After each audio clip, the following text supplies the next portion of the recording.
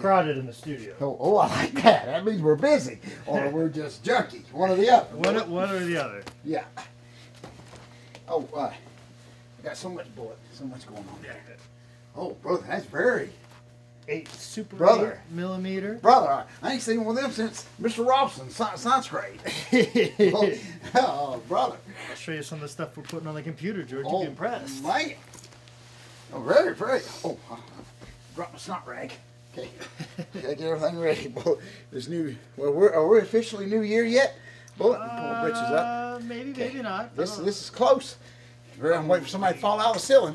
Hold on. Oh, there we go, boy. We get us both in here.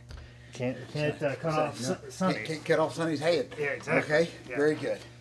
All right, we ready for this? Yeah, I think so. First, I'll say that fair. This is the first official 2014, or? Yeah, probably most people will be watching this. Depends on when people get over their hangover. Exactly, exactly. Yeah, it might be 2015 before some of these people see it. Yeah. Not to put a timestamp on this date or anything like that. Okay, so, here we go. Ladies and gentlemen, welcome to another edition of Dad, You Don't Work, You Wrestle. Yes. You hear the claps. You know what time it is. George, how was your week? Bullet, you know the more things change, the more they stay the same. We are here at the very end of a great, great year. Of course, we may have to do a Dad, You Don't Work, You Wrestle year-end TV show. But regardless of when you wake up, we are here live on tape, in color. I know we got a few emails. People, they were being funny, but they actually thought, where was the episode last week? I guess they don't think we have a life, which we don't, or a vacation. But we do celebrate Christmas here at Dad, You Don't Work, You Wrestle. One guy commented that he thought we got kicked off the air like our buddy at with the beard on the Duck Dynasty. What a workout was. They bring him right back to make the save. Bullet, come on, people, smarten up, okay? But that got more publicity. Please kick us off, Bullet. That's all I'm saying. If you can get all that kick us off the air for making comments that you probably already assumed that we would make. Like if you look at us and we told you how to save $1, and then you kicked us off for saying what you probably thought we would say. Bullet, that is the greatest. You summed up that whole USA Today, CNN News mess with like 8 words. Like Bullet. You didn't expect him to say that. What did you expect him to say, Bullet? But anyway. Whether you agree or disagree, what do you expect from him? That's exactly right. Now, if you want to expect whatever from you, but don't expect him to be any different. That's exactly right. And I still think what was so funny about that, I know I'm getting off to the side here, but what the heck was GQ magazine doing interviewing him anyway? Exactly my point too. I mean, come on, people. They must have thought he was going to say something very trendy and about wardrobe, the latest fashions and stuff. People, and the latest Elton John album. That's exactly right. He probably asked them what they thought of the latest Elton John album. That is the question for the ages: is what the heck? That wasn't Field and Stream or Hunter's Digest or anything like that. But anyway, that's like us being in Popular Mechanics. That's exactly right, Bullet. Very good. Let GQ come and answer. If you want to talk to somebody that's up with all the latest fashions, come to us, exactly. Bullet, okay? Let us. We'll be the centerfold. But anyway, that's kind of funny, Bullet. You just summed all that up. Now there's no controversy. There's no trouble because my sidekick just summed it all up, Bullet. That was very true. What did you expect him to say? But anyway, Happy New Year to everybody. I hope everybody had a great, great Christmas, Bullet. I know we did. It's always my favorite time of the year. The tree is still up at the Headlock Ranch. A little dry. Got to keep an eye on it. May catch on fire with all the lights. But it's just hard for me. I'm one of those that I know a lot of people the night before Christmas, the tree's at the front yard ready for the trash. But it's just hard for us there, all the kids and stuff, grandbabies, to take that tree down. I know I got to break down and do it pretty soon. Yeah. But anyway, just want to wish everybody Merry Christmas. The book did real, real good. I appreciate everybody that was brave enough to have this under their tree this year. Bullet had a lot of nice emails of people that have already read it over the Christmas break, and just they were very happy with it. So I'm very happy with that. Bullet, you had a great, great week. Yes. Bullet returned to. I know we got a lot of ECW fans out there. So you got to return to that famous arena. And George, I must tell you, I'm now a trivia fact.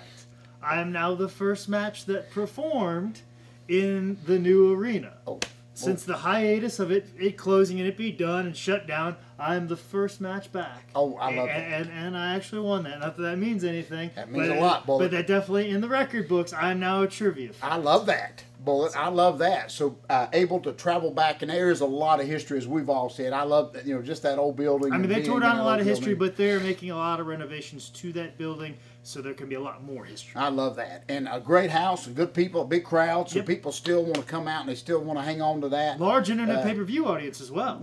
I love that. Very large. Oh, I love that. So you had a great week, Bullet. This week, of course, I'll be headed back to Asheboro this coming Saturday to work a show that night at the Boys and Girls Club, but also I'm going to be there early that morning just to, something that a wrestling fan don't understand is I'm going to poster stuff. Got the big Brad Armstrong tribute show coming up in a month.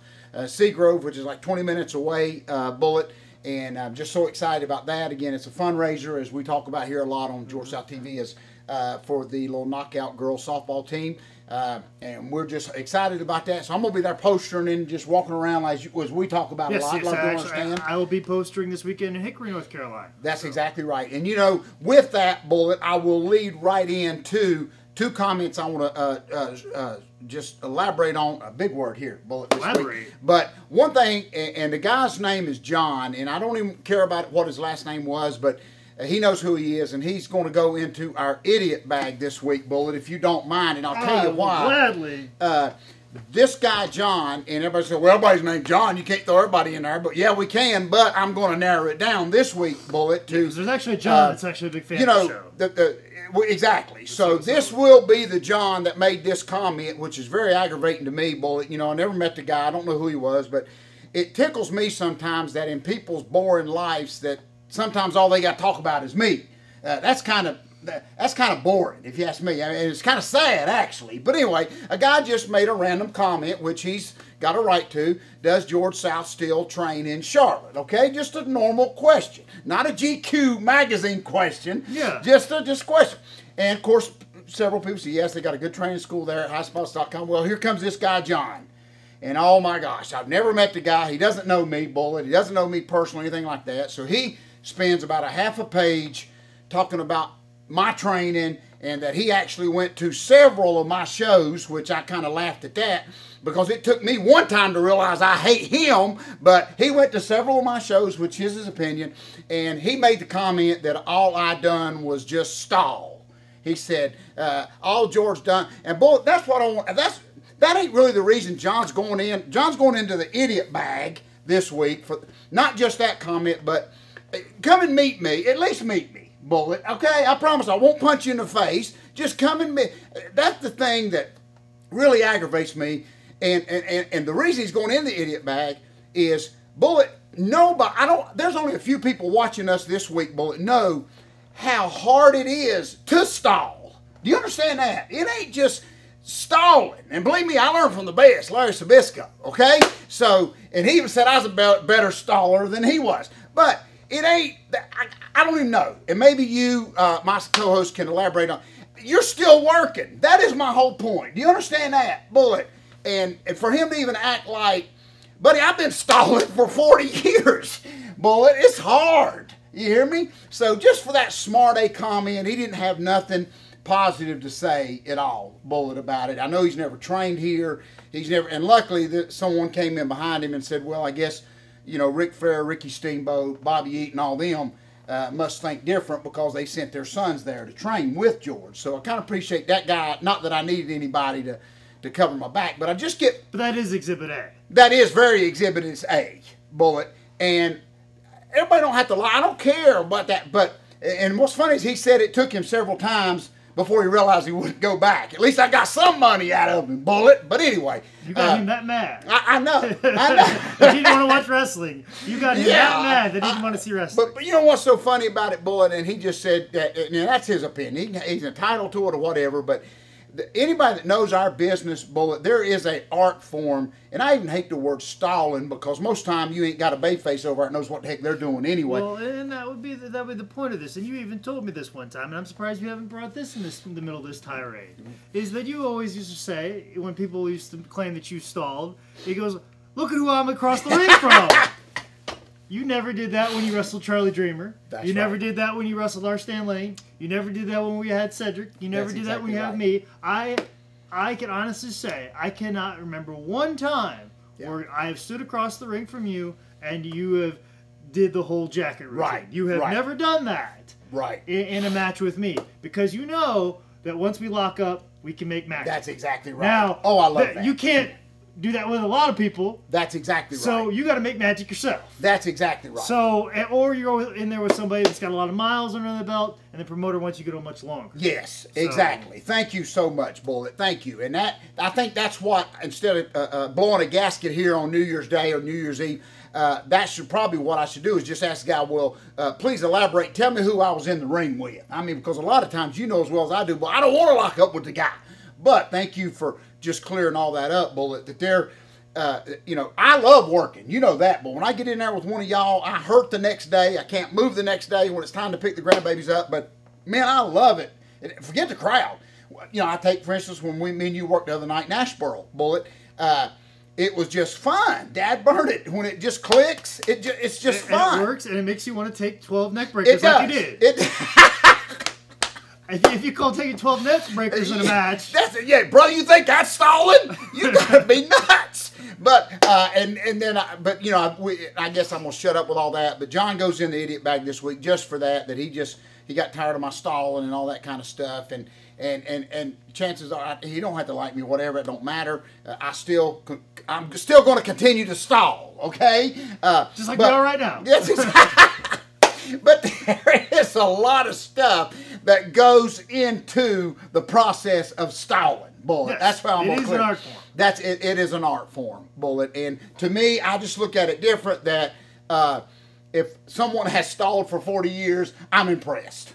I don't care if they took a bump. If I'm brave, but you know what really ticks me off as we get ready to close here, Bullet? I should get credit that I just still wear trunks. I know I'm overweight, Bullet. I'm old, but please pat me on the back, folks. Okay? I mean, really, Dad Barney. And I promise you, Bullet. I promise you, I may have to pull my tights up to my chin in a few years. I'm getting close there now, Bullet. But I will not. Now, sometimes it's a little cold, and I will work in a shirt when we're out. You know, we're running the show out in the blizzard. You know, when lightning striking and all that kind of stuff. But I do. Still wear trunks, Bullet, but anyway, don't nobody, make a comment on that, because I'll get a whole nother hour out of that. But anyway, there is an art form to what we do. And a special side note here, Bullet, she was going to go in my idiot bag, but I may save her, Bullet.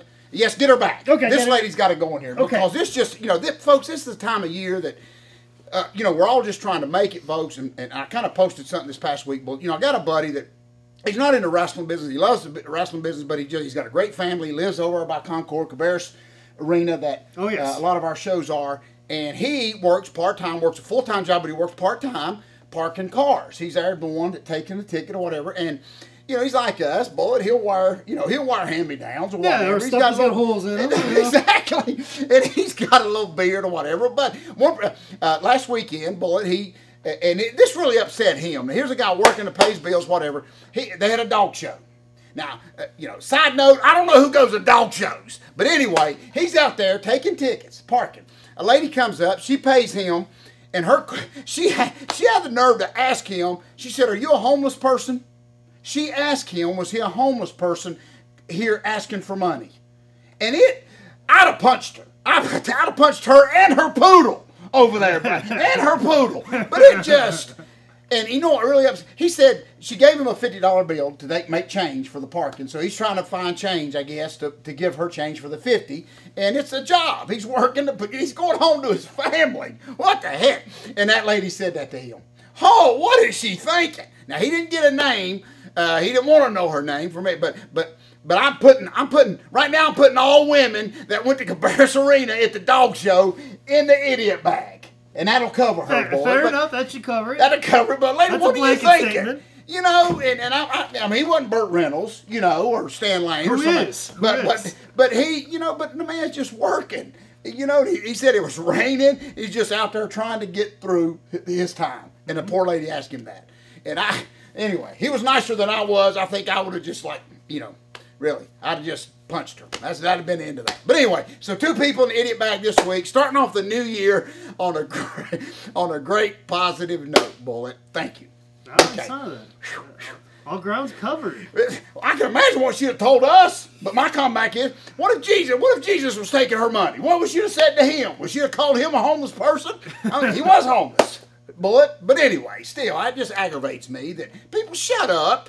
I mean, really, Bullet, the poor guy, just working. You know, well, he's working 2 jobs, and he just said it ruined his day. I mean, really, ruined his day. When the civil war between rich people and poor people happens, should be first to go. So, on that quote that GQ magazine. Yeah. So on that note, yeah. Just as a reminder, George South's book is available at highspots.com.